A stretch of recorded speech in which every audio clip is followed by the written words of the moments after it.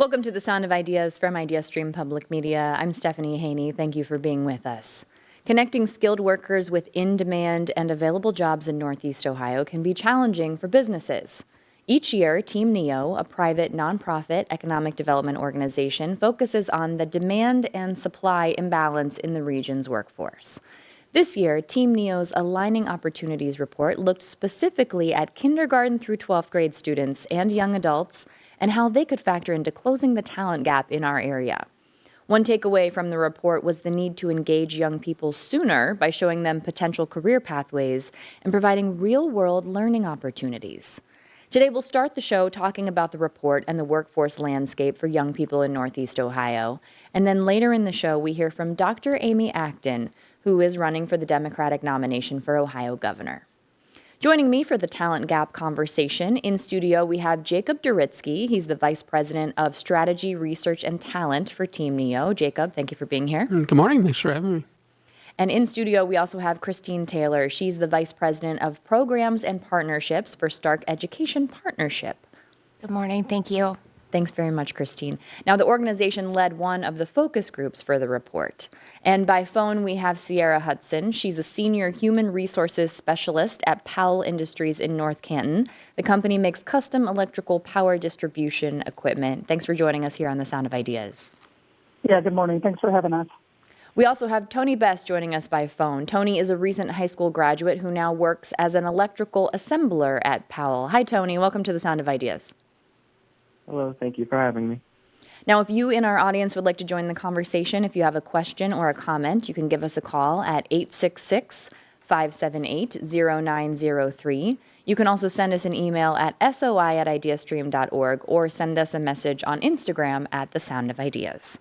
Jacob, I'll ask you first. Why focus this year on young adults for the Talent Report? Yeah, absolutely. So this is our 9th edition, and over the past 8 years, we've looked at a variety of issues. We've looked at women in the labor force, issues of race, issues of veterans. But as we kind of peel back the onion and take a look at the core opportunities we have in Northeast Ohio, one of the things we've realized is we can't grow our way out of this. So if we want to align people to jobs, we have to start at a much younger point in time, and that means really making sure young people understand the opportunities that exist in the marketplace, and we give them opportunities to connect to those jobs when they're at a much, much younger point in their career decision making. So I want to drill in on that a little bit about young people having an idea of what careers look like in this region. That's just something that doesn't exist right now? Oh, it does. I think it does, but it exists in different pockets in different ways. And I would say generally the way we frame it is young people particularly have lots of interest, right? They sort of see what they want to be, but it doesn't always align with their aptitude, nor does it always align with the job market. And so I think giving them ways at a much earlier point in time to think about what do you like doing, and then what does that translate to in a career, and a really practical example of that. Someone might be might have interest in being engaged in healthcare, right, but have very little interest in blood or very little interest in math and science. Well, that's great. A third of the jobs in healthcare are clinical jobs, but the other 2/3 are marketing or engineering or security.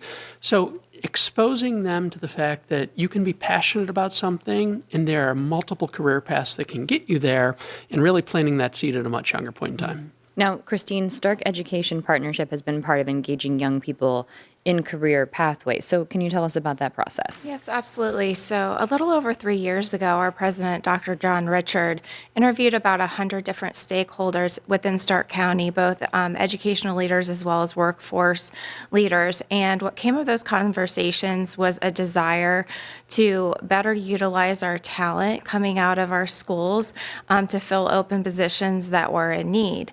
And so Stark Education Partnership, which was founded in 1989, has always supported K-12 education, but a new initiative was born, the Start Career Pathways Initiative. And to Jacob's point, we utilize a resource that helps us determine students' aptitude with relation to careers as well as their interests. And then we partner within the business community to get those students to have real-world career experiences. Now, Christine, I want to ask you, the study from Team NEO focused on kindergarten through 12th grade. What age are you starting this process at? Absolutely. The majority of our work begins at middle school. This assessment I mentioned is called Youth Science, and there's a shortened version at the middle school. And then we ask our 12 school district partners to give every freshman the assessment so that as they begin their high school career, decide what coursework they want to take, and decide what their pathway might be, whether that be college, career technical education, or direct to workforce, that they can start planning earlier if they have the direction and want to be supported in those means. So let me ask you what you're seeing in Stark when it comes to attracting younger workers and entry-level employees. What are some of the challenges that you're seeing? I think that the biggest challenges that are across the board are soft skills preparation. Many times, if we do get young people into those experiences, they just haven't had the experience to know how to talk to individuals, make eye contact. Business owners are often telling me that we will do any technical skills training with an individual if they come to work on time, if they're interested in the company and in the work, then we will prepare them for future success. So when we're talking about soft skills, you're talking about those interpersonal skills? Yes, essentially preparedness skills like timeliness, work ethic, those types of things. Okay. Sierra, let's bring you into the conversation now. What kind of opportunities exist at PAL Industries for young people who might be interested in potentially working there? Yeah, so we partner with SAP to allow students, high school, 16 years and older specifically, to work part-time during their high school years. And then depending on when they start, they can transition to full-time during their summers, back to part-time during their senior year, and then full-time upon graduation. And typically those roles would be entry-level roles such as electrical and mechanical assemblers. So using hand and power tools, reading blueprints to assemble what we build. When you're talking about finding opportunities for young people, Sierra, in a manufacturing setting, is that particularly challenging? How have you been able to work through that? Yeah, it certainly is. And I think with the tight labor market that we're in, we as a business have just had to kind of figure out how to adjust to, allowing high school students to work here, specifically in the safety aspect, focusing more on a high school safety while they're in the shop. And then also the part-time schedule. So that's not something that, a manufacturer is accustomed to traditionally. But again, we found with the tight labor market, we have to figure out a way to allow part-time students to work here. Tony, when you were a student, which was not that long ago, you're a recent high school graduate, when did you start thinking about your future career? I had been thinking about my future career since I was probably a freshman heading into high school, because I had always thought that I wanted to be an engineer or engineer or an electrician or something in that field. Okay, so you were thinking about electrical or maybe some kind of manufacturing work for a while now. Do you remember what was it that got you particularly interested in that area? So my grandfather was an electrician, and I had always been fascinated by just like building things, putting things together, and seeing how everything actually combined to make something new. And now you work at Powell. So I want to know, how's that going for you and how does that fit into your potential future plans? So I started at Powell about 9 months ago, and it was after being toured here by the SEP.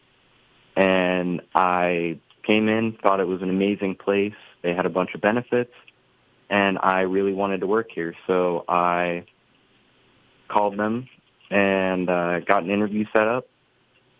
And eventually I got hired in, and now my plan is to work here for a while until I go to college, because they'll pay for a portion of my college, and then work here afterward and continue to be here.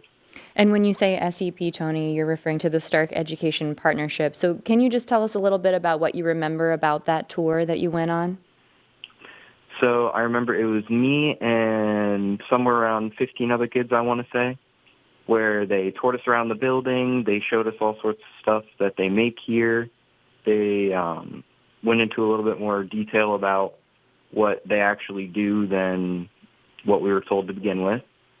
And then afterward, they sat us down in the break room, told us about all their benefits, how their community works here, and after that, we went back to school for the day. I want to share an email that's just come in from Logan from Akron, and then I'll open this up to the panel to get your comment on this. Logan from Akron says, per the topic of soft or personal skills, it would be good if youth would present themselves in a more professional manner, such as no green hair, no weird tattoos, no strange body punctures. I won't even consider hiring someone that looks like a zombie. Logan, thank you for sharing your perspective with us. First, I'll start with Sierra with Powell Industries. Sierra, do you have a reaction to that comment? Yeah, absolutely. So appreciate the feedback, but when we look to hire somebody, we don't look for what they look like, right? We look for skills. We look for those, the soft skills and the technical skills, but more importantly, the soft skills. So regardless of the color of their hair, the tattoos that they do have, did they show up on time? Did they shake our hand upon arrival? And then if they do get hired, do they continue to show up on time every day and have a good attitude? If that's there, then we can train with the rest. So that is certainly not a part of our hiring decision. And Tony, I'll ask you now, as someone who recently entered the full-time workforce, what does a comment like that make you think in terms of possibility for a potential employment situation? So when it comes to things like that, where it's really a situation where you're looking at somebody from the base level instead of actually what their skills are. Because you could meet somebody who has green hair, piercings all over their bodies, maybe tattoos all over them, and they could be the best in their field, but if you're looking at them and saying, I don't want to hire them because they have these features, then you could be passing up on somebody who is amazing at their job. So it's really a situation of focus more on what they can do instead of what you think they can do. Christine, I'd like to give you an opportunity to respond as well. Absolutely. While I would support what both Sierra and Tony just shared, I will say that a number of our business partners do have concerns about the appearance of potential employees that are consistent with what the individual stated. I think that in some cases it depends on the industry sector and the environment as to whether those features, those characteristics are going to be considered. We do have healthcare partners, for instance, and they expect students to come and be dressed in a very specific way and to carry themselves in a specific way, whereas other partners are not in front of the public as much. And so the visual appearance of an employee is far less important than that employee's demeanor and their preparedness for the work environment. Jacob, I'll ask you from Team NEO's perspective, when you were conducting this research and looking at, potential pathways for young people, was that type of issue considered in the study, the way people are expressing themselves today? No, and I might frame it a little. I think Christine's right, Sierra's accurate. It depends on industry sector, and it depends on your openness to who you're thinking about and how you want to hire talent. But I will say, part of, I think, Logan's email addresses kind of the physical concern, but for employers that are creative and attracting talent, that's probably one of a series of issues that you're trying to think about and trying to deal with as an employer and what you can control. And for that worker, when you think about all the issues that keep people out of the labor force, wraparound services, lack of childcare, the cost, transportation, people are complex and they have complex issues, right? And I think figuring out a way to meet them where they are and build off of that is a good starting point. So I would hope that our employers are open to a diverse array of candidates who can offer them opportunities to fill some of these gaps that exist. I want to ask you now about some of the things you found in your study, and particularly related, Jacob, to young people's interests and hobbies. How much should that be taken into consideration when trying to introduce them to career opportunities? Personally, I think it's huge. My 11-year-old Harper, if she listens to this later, may or may not agree with me, but Harper, until she was about 10, wanted to be a social media influencer. Last year, she got really, really interested in becoming a nurse because, you can be it if you can see it. And she had some family who had some health-related issues and just saw this nursing environment and kind of struck her. So I think meet people where they are, but find out what they're passionate about, right? Okay, go beyond, kids are on social media and YouTube and TikTok. Great, yes, they are. What are they looking at? What's the content? My 11-year-old's obsessed with volleyball. We have conversations about, could that lead to physical therapy? Could that lead to coaching someday? What can you do in terms of volunteering or to get experience that can be applicable in what you want to do? So, the means, the technology, the interest, I think are often just a component of what's really, really interesting young people. And we have to find a way to connect with them at their level. Jacob, I want to ask you now, in terms of introducing young people to career pathways and that being part of the equation, a lot of times when we talk about workforce development in Northeast Ohio, we're talking about keeping young people here and them not moving to other parts of the country. How big is that? And does any of it play into actually maybe recruiting people from other places? Yeah, so a few things there. One, to keep people in Northeast Ohio, we know today we keep about half of students who at least go through our higher education programs, around 50%. The clearest pathway to keeping those folks here long term is an internship. And that first job. If you get a first job in a field that you enjoy, you are far more likely to be sticky for the long term in a place. So we kind of have the recipe for how we keep people here.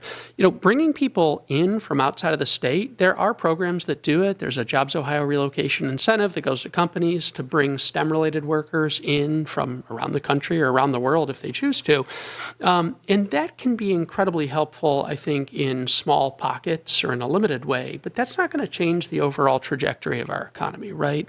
The issues that we faced over the past couple of decades, decline in population and aging workforce, the short-term solution is connecting more people, particularly young people who are here, to the opportunities that we see in the next 5 to 10 years, getting them experience, getting them that internship, or regardless of if they go right into the workforce or go to college, making sure that they're on track to think about what that first job is going to look like. I want to remind people that we're talking about workforce development in the Northeast Ohio area, and particularly in the context of a new report from Team NEO that is talking about the development of career pathways for young people who are in school before college and also recent graduates, young adults. So if you want to participate in that conversation, the phone number to call is 866-578-0903. The email to send us a note is also soi@ideastream.org. And Christine, I want to ask you about that piece of it. We know what's happening here. We know that Stark Education Partnerships is working here to introduce these middle schoolers, freshmen to career opportunities here. And so we can control that, right, because we're here. So when we're talking about keeping young people in the area in Northeast Ohio, we've invested in those young people. Do you have any idea what's happening in other places around the country in terms of if that would be a piece of it? We can only control what's happening here in our region, but what's happening elsewhere? Any idea how that compares?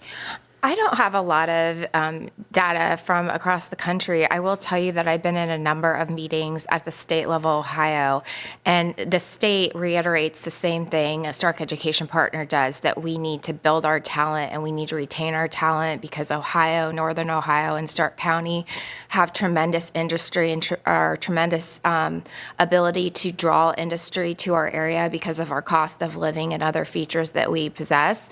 And so I think that we are probably much like other parts of the country, but that Northern Ohio and Stark County offers a really specific benefit to industry to come. And we want to make sure that if they are in our area, that we are providing the workforce that they need. Sierra, I want to ask you, the pandemic changed our relationship with work. How does Powell approach its culture to keep workers, especially younger ones?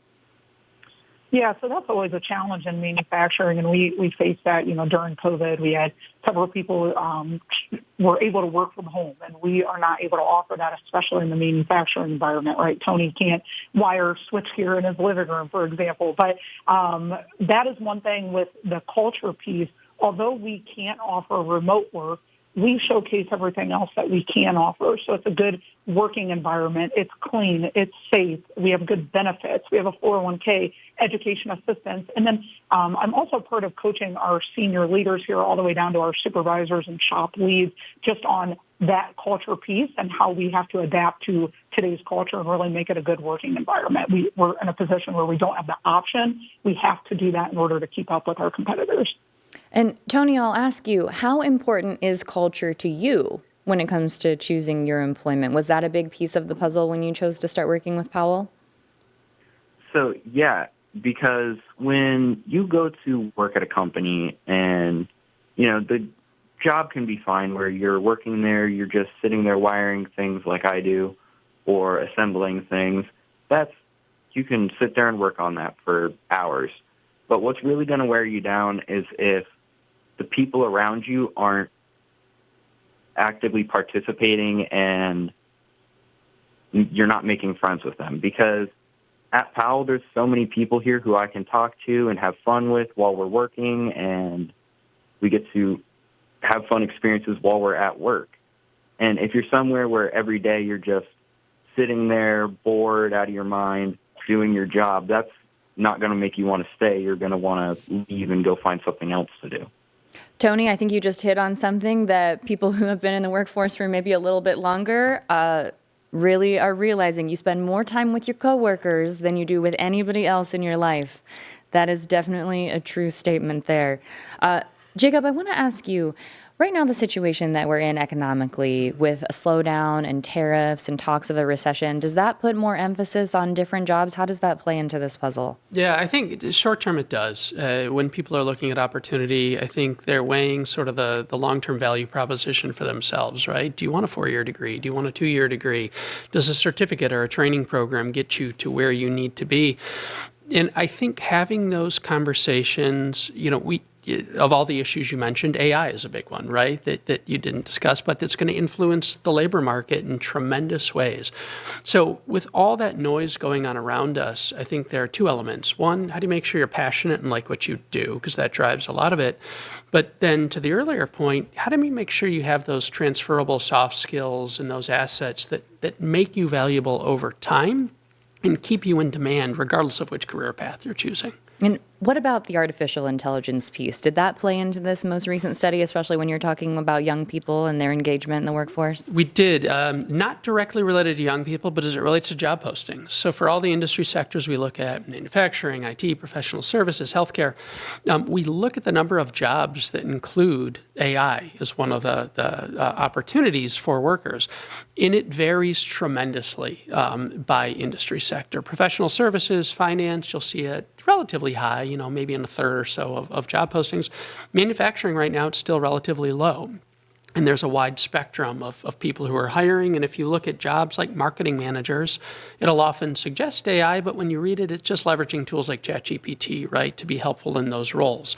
So it's there. And, Jeff Bezos said something that resonated in the past couple of weeks, which is it is going to affect us in the same way the internet did.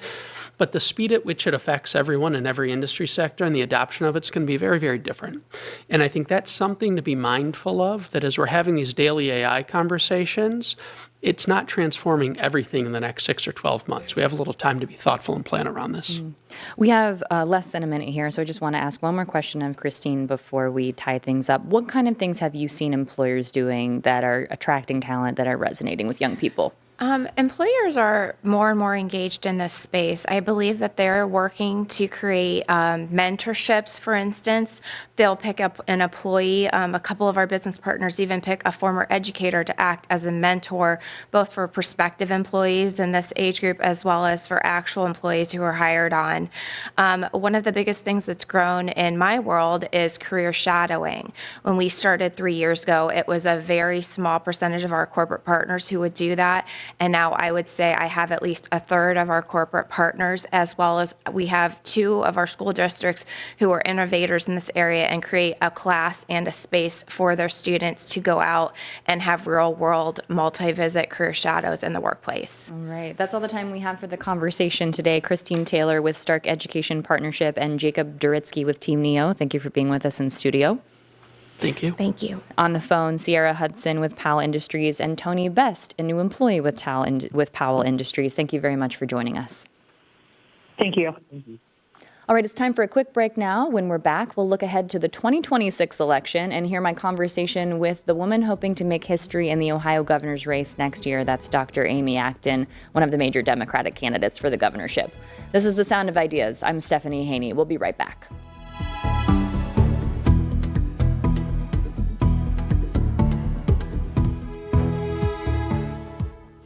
You're with the Sound of Ideas from IdeaStream Public Media. I'm Stephanie Haney. Thank you for staying with us.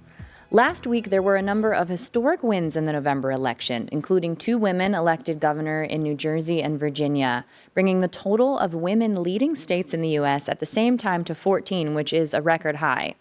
Other major wins included the first Muslim woman elected to statewide office in the U.S. in Virginia, and the first Muslim elected mayor in New York City, as well as the first woman elected mayor of Detroit. All were major wins for the Democratic Party. Next year, there are 2 major candidates running for Ohio governor that would also make history if they won. On the Republican side, the leading candidate endorsed by the Ohio Republican Party and President Donald Trump. He's an entrepreneur and former presidential candidate, Vivek Ramaswamy. He is of Indian descent. And on the Democratic side, the only declared candidate so far is Dr. Amy Acton, a physician who served as the former Ohio Department of Health director and would be the first woman elected governor. We reached out to both of these candidates to discuss lessons learned from last week's election and the race ahead. We recorded a conversation with Dr. Amy Acton on Monday, which you are about to hear. We're still in conversation with Ramaswamy's campaign, hoping to secure an interview soon, and we will keep you posted on that. Now, since this conversation was pre-recorded, we can't take your calls, but we do encourage you to email us your thoughts at soi@ideastream.org, and you can also send us a message on Instagram at The Sound of Ideas. Here's my conversation now with Dr. Acton. Dr. Acton, what is it that you take away from what happened in this November election when we saw 2 Democratic women making history? That was in Virginia and New Jersey with those governor wins.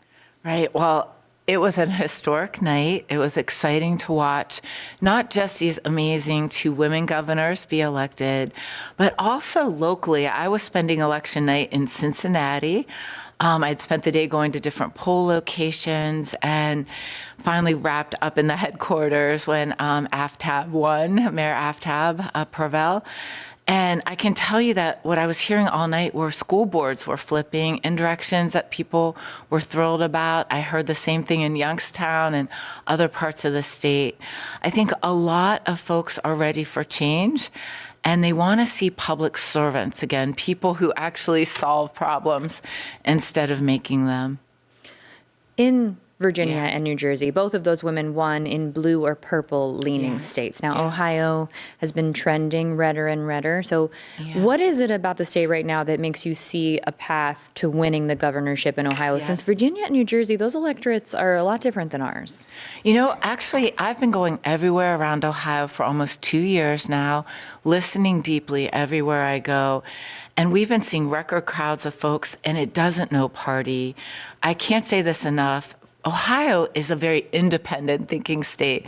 We actually have very high numbers of independents. And that's why you see something like Obama win, then Trump win.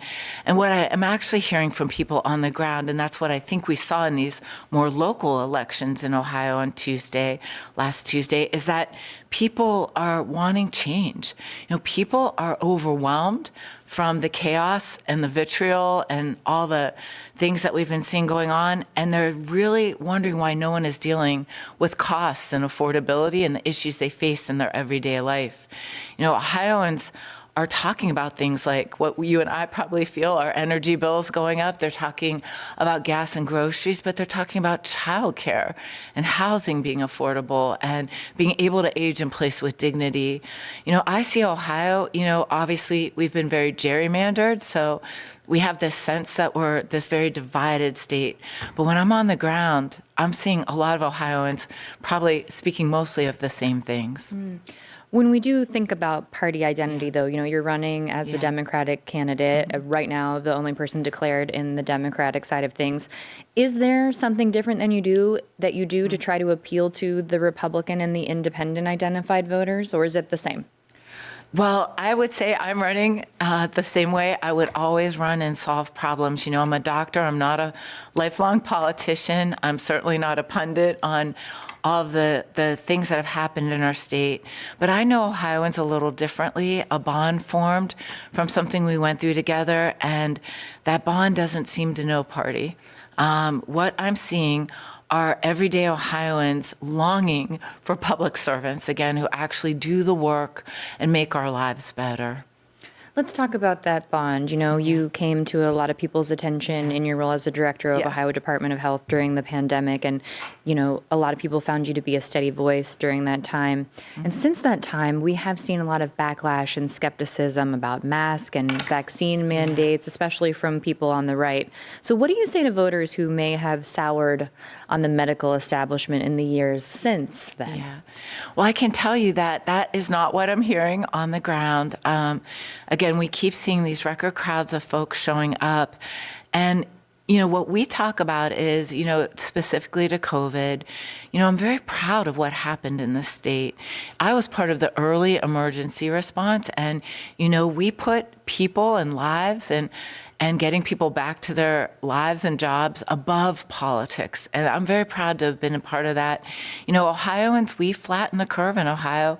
We saved a lot of lives, and we actually opened and got back to life a lot quicker because we took swift and decisive action. You know, as a leader, you know, the way I lead is a little bit, you know, something I've done my whole career, which is I put the hard cards on the table. And I think it's so important. The kinds of problems we're facing, whether it be property taxes or housing, takes being able to know the ground you stand on. I very much trust Ohioans, and I think they really trusted me because I put the hard cards on the table and asked a little more of us. You know, that's what's going to take to lead our state. We're going backwards on nearly every measure. I'm running because people in the state are struggling.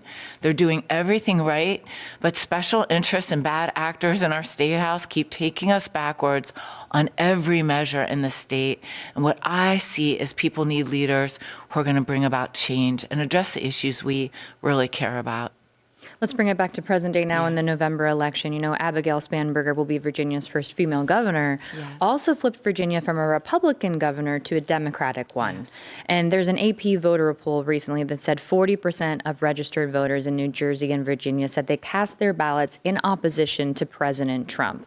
So how much do you think this election and next year's will be decided by what happens on a federal level? You know, I am very, very laser focused on Ohio and our state house. I keep telling folks, you know, we pay attention to federal, we pay attention to local, but the state house is where a lot of the bad things are happening. And until we fix our state and get good leaders, and they're good leaders, quite frankly, on both sides of the aisle, who are really there to do the work of the people, it doesn't get better for Ohio. Now, you know, my opponent, you know, very much I feel has no sense of these everyday issues we're facing, you know, about costs, about affordability, about, you know, our educational system in this state. And I know the president just said something like costs are not the issue, but I can tell you from what I am hearing from Ohioans, absolutely affordability is the number one issue facing Ohioans. And we need leaders who are going to do something about it. And, you know, I'm running against an opponent who said recklessly, like, eliminate all property taxes. But we all know that property taxes have gone up because our state house has been failing us. They cut the local funds. They've cut funding our food banks, our mental health programs, you know, our addiction services. They've cut so many things. And then therefore the local community has had to raise revenue somehow. We actually have to do a comprehensive look at our entire tax policy, and we have to give immediate relief to people with things like the Homestead Exemption Act right now, because we have people aging in the homes they've been in their whole lives, and they just can't keep up. You know, just last week I was in Portage County at a food bank. We had 400 cars come through a food bank, and 65 cars were still waiting, and we ran out of food. We have immediate needs of folks. People are feeling this. This is real. You know, I had a really rough childhood. I've lived a lot of these issues of not having enough to eat, of living in a tent in the winter, of not having the heat turned on. And I understand what this is like. And what I'm up against is a self-funding billionaire who wants to do the same failed policies that have hurt the state for so long. So I'm laser focused on the people of Ohio, and I'm laser focused on this opponent because we really look like we can win this race and start to turn things around. Now, when you reference your opponent there, you're talking about Vivek Ramaswamy. He is the person who has been endorsed by the Ohio Republican Party as the main candidate who's running on the Republican side. Right now, we are working to secure an interview with Vivek Ramaswamy as well. But right now, you're the only declared Democratic candidate for Ohio governor. Right. So how does that impact your approach to your campaign leading up to the primary in 2026? You know, I've been laser focused on people. And I can't say enough. I really believe what we're seeing now is people finding their way back to one another, not giving up on one another, and really trying to join arms to push back on these extreme ideologies and special interests and culture wars and all the rest of it that my opponent was very famous running for president on. You know, I've been focused on things like victims. You know, we challenged our opponent to come out and do what he said he would do in the Epstein files. He said he would release them when he was running for president. He's been silent. And I would hope you and others ask him questions about the fact that he won't speak up about that now. You know, as somebody, again, who experienced abuse and neglect as a child and experienced this kind of abuse specifically, I've been fighting for victims my whole life. I think folks like this need to be accountable. If you're not going to stand up for the victims of the most heinous crimes we see, you're certainly not going to stand up against special interests for the rest of us. Sticking with talking about candidate Ramaswamy right now, who previously ran for president, as you mentioned, and worked shortly with the Trump administration's DOJ department. Following the GOP governor losses in New Jersey and Virginia, he mentioned Zoran Mondami's win as mayor in New York City. He said it provided two key lessons for the Republican Party. First, that Republicans need to focus on affordability, and second, that Republicans need to cut out identity politics and emphasize that Republicans don't care about the color of your skin or your religion. So what do you think about that approach from Ramaswamy? Well, as somebody who has been running for 2 years, focused on the needs of Ohioans, I don't find it credible that he is saying this as somebody who literally ran a presidential campaign based on culture wars and pitting people against one another. I can't tell you enough. Everywhere I go, people are exhausted. That's why we're seeing the record numbers, and the polling is absolutely showing that we are far ahead of my opponent in independents, and we're seeing a lot of Republicans crossing over because they too have been listening to his words all these years, and they too know that he is actually doing the same failed policies and promoting the same things that actually got us in this mess. So I think, you know, I'm laser focused truly, and having experienced costs, you know, to say that you care about costs and then spend most of the last year in other states actually with the opponents of the two governors who ran, he looks more like someone who's running for president. He's flying around in a private jet. You know, the cost of that a month is more than most of us make in a year in Ohio. And so I think it's very, very important that folks listen deeply to the people of this state. We've been going everywhere. We've been going places people, quite frankly, haven't been in a while. And that's why we're seeing these crowds that don't know party. I think people are longing for change. And when I say public servants again, you know, I can't say enough. Our job doing this, being governor, is to be for all people. It's to help all people feel safe. It's to help all people have a chance at a good life. My opponent literally took $10 million into a PAC from a guy named Yas in Philadelphia, whose sole goal is to end public schools as we know it. Everywhere I go in Ohio, people are very alarmed. They want to see their public schools thrive. We invented public schools in Ohio. It was a compact. The state was going to be different in the Northwest Territory when we chopped up the blocks of land. Every so many was for public school because unlike the East Coast, unlike Europe, we were going to make sure everyone had that chance at an education. And literally, we still haven't funded the bipartisan funding plan. My opponent has said literally out loud that he wants to end teachers' unions. I was saved by public schools as a kid. I have the life I have, was able to overcome a lot because of our schools and our libraries. I'm married to a 43-year public school, elementary school teacher and a coach. I don't think this is the kind of policy Ohioans want, and that's why I'm running for governor. I refuse to look the other way while bad actors keep selling us more of these failed policies. You mentioned the importance of the State House when it comes to what we pay attention to. You know, we pay attention to the federal level, you say, and also the local level, but there's some bad things that are happening at the state level. So You're going to be working with many of the leaders that you're fighting against right now. There is a majority of Republican power in the Ohio legislature. So how do you do that when you're working against that supermajority if you become governor? Well, I've been doing this work my entire career. I'm almost 60 years old. I've worked with past governors as well. And obviously, I was willing to work with a Republican governor. You never agree with anyone on every issue, but I'll work with anyone who wants to actually solve the problems of Ohioans. I worked with this president. I worked on uranium leaking in Piketon, Ohio. I worked with this legislature on a number of issues, so much so that even while they were pushing back on some things during COVID, I was receiving well wishes and notes and flowers from people. The thing is, we're going to have to work, and we've got a lot of work to do. Winning is just the beginning of the task ahead. We didn't get here overnight. You know, we have to go after gerrymandering. I think 80% of Ohioans want to end gerrymandering. This was lawless language written last time. I worked with Maureen O'Connor and a bipartisan group of business leaders all over Ohio to end this. We have to go after it in 27 again. If we don't get it there, we go after it in the regular process, because these special interests are having such an influence on state houses. We need good people who want to serve and actually solve the problems of Ohioans back in. And that doesn't know party. It's about people who actually want to do the work. When you talk about the issues that you're fighting against that have come to fruition here in Ohio because of the longstanding Republican leadership, what are those issues specifically? What are your top priorities? You know, my priorities of, of course, healthcare being affordable. Right now, in many parts of our state, you have to go an hour and 15 minutes to deliver a baby, to have a cavity filled for your kid. Our rural hospitals are collapsing. Our urban here, right here in Cleveland, Metro Health is struggling right now. These Medicaid cuts, we need governors pushing back on that.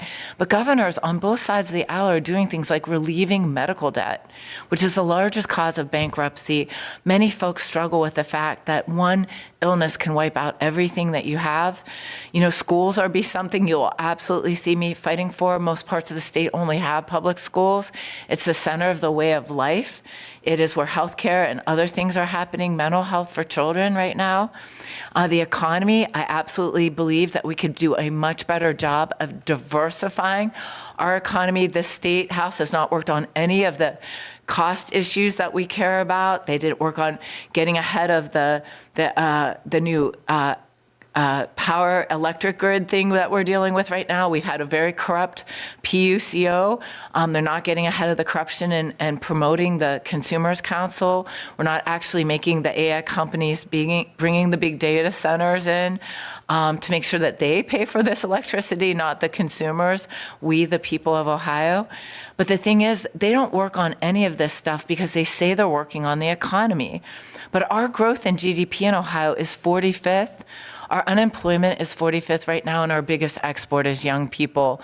And these culture wars they're doing is absolutely adding to this. We actually need to realize that trickle-down economics doesn't work. It's been disproven by economists worldwide that economies are actually built from communities up. We need to be empowering our communities, our local communities again, instead of doing everything we can to make their job harder. Looking ahead to next year's election, you know, last year, Sherrod Brown lost in the Senate race to Bernie Moreno. He's running again for the U.S. Senate again. So what does that mean to your campaign to have a recognizable Democratic face on the ballot? Have there been any conversations there? Will you be working together at all to get the Democratic vote out? You know, everywhere I go, I've been very focused on people, and people are hungry for change. I think what we saw in the two state elections here in Ohio, not in Virginia or New Jersey or anywhere else, but here in Ohio, were a very good sign of what is to come. You know, everywhere I've been in Cincy, where I was election night, to Youngstown and other communities here in Cleveland, all I'm hearing about are about school board races, about, you know, library levies that passed. People don't like the policies of the State House, and they really are longing for change. I can't say enough. We've had record crowds showing up. We've set records in fundraising 3 quarters in a row. And I am not a career politician. You know, I'm a career public servant and a doctor and a mom. And the interesting number we have is we had a record number of donors. We've had more donors in the first half of this year than most candidates ever see statewide in 2 years running. We are seeing a groundswell from every county, and this is small dollar too. It's people who are wanting change. And I can't say enough. I'm thrilled about what we're seeing and what we're going to be able to do in this election. And obviously, there's been a lot of polling done as well. We now know the latest polling has us a point ahead of Vivek Ramaswamy. We're actually beating him by 19 points in a Bowling Green poll. In independents, and a poll teachers did, we are plus 21. He's underwater 14 points with independents. I see that people are longing for something different, and I can't say enough. I'm honored and privileged to have served this state, and I will be so privileged as to serve it again. Now, right now, you are the only declared Democratic candidate for Yes. the governor office in the state of Ohio. There have been rumblings that someone like former U.S. Representative Tim Ryan may enter the race. Does that impact the campaign that you've been running up to this point? No, well, certainly not up to this point. And, I can't speak to what Tim Ryan would do, but I can tell you, the numbers are very favorable in this campaign as well. And I'm just staying very, very focused on my opponent, Mr. Ramaswamy, and the people who I believe in October of 26 are going to help me tell him, you cannot buy the state, you cannot buy Ohio, and you can't buy us. Let's look ahead to that election next year in 2026. Final question for you as we wrap things up today. The government shutdown was top of mind for voters this November. Last year, it was immigration and the economy. And we mentioned, the Sherrod Brown race. Every anti-Sherrod Brown ad was focused on anti-transgender issues. What do you think will be the most pressing issue that voters will care about a year from now? I believe, just as they do now, costs are top of mind on everything, affordability. And you know what? I've shared a lot about this saying that a whole generation of young people all over this country that are Gen Alpha, they're middle schoolers right now, have a new slang saying that is so Ohio. And it doesn't mean something good as we can imagine. It means cringy and weird and backwards. This is a legacy that has come to us by a dysfunctional state house for many, many years that has not been working for Ohioans. We have a candidate that is not going to be working on the policies that I believe Ohioans are longing for us to work on. I will be fighting every day, not just to stop the bad things that have been happening, and they've been many, but we can actually dream of good things again. I think we've been living in a please don't do more harm, while everyday Ohioans are just trying to make ends meet. They're doing everything right. My opponent says people are struggling because they're lazy, they're mediocre, they're not working hard enough. That is absolutely not the Ohioans I meet every day. And as a person who knows what it feels like to have struggled in life and had the good fortune of people not looking the other way, at that eventually being able to be removed from bad things, I think we're living through a time where all of us are being asked to have a little more courage. All of us are being asked to stand up against these bad actors. And I believe what we're doing at actonforgovernor.com, we are literally bringing Ohioans together. We do these Zooms once a month where we huddle. We give you great ideas of what you can be doing to not look the other way in your own community, because together, I believe Ohioans are going to push back on this, and they're going to say, you can't buy this state. We want to live in a state where everyone feels welcome, where everyone belongs, and we can have nice things. Like, we literally in this state are on the verge of being able to be the largest integrated park system in this country. We've been cleaning up the Great Lake. We've been cleaning up our rivers. We have bike trails, and I drive a Jeep trails everywhere in this state. The Ohio River just became a designated national water trail. But literally, we can actually dream of things like that kind of quality of life again, where we can take all our assets, and that is a huge economic driver for us to have something like that. So look, I'm going to reduce costs. That is the first thing I will be going in every way, whether it's energy or healthcare costs, what we can do with housing, what we can do with energy, all of it. But I also want us to know that we should actually expect of our leaders to deliver great things again. And I'll fight tirelessly every step of this way. Dr. Acton, thank you very much for your time, Democratic candidate for the Ohio governorship. Thank you. Thank you so much for having me, Stephanie. Thank you. Again, that was Dr. Amy Acton. We will keep you posted on our attempts to interview the leading GOP candidate, Vivek Ramaswamy. Now, to get the last word on today's topics, you can email us at soi@ideastream.org, and you can find us on Instagram. We're at The Sound of Ideas. Yesterday, we talked about childhood vaccine rates dropping in Ohio, and we talked with a group of grandparents who are hoping to reverse that trend. Jeff from Moreland Hills emailed in and said, "In the era of social media and conspiracy theories, the problem is how to address fear, suspicion, and the increasing distrust of science and expertise. Trust is gained in teaspoons, but lost in buckets." Thank you very much for sharing that with us, Jeff. We also got an email from Claudia from Kent who said, "I went to elementary school into the 50s. I remember a spirit of elation that we, society, had finally achieved a means of preventing serious contagious diseases to protect children from dying. Everyone was on board, a very different perspective from now."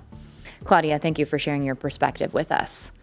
Now, tomorrow on The Sound of Ideas, we'll look at the growing popularity of veganism in the Cleveland food scene in our recurring segment, The Menu, in partnership with Cleveland Magazine. Plus, we'll hear from the creative team behind the Netflix series Death by Lightning.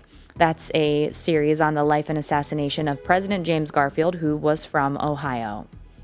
Now, if you missed any part of today's show, there'll be a rebroadcast tonight at 9 p.m. on 89.7 FM WKSU.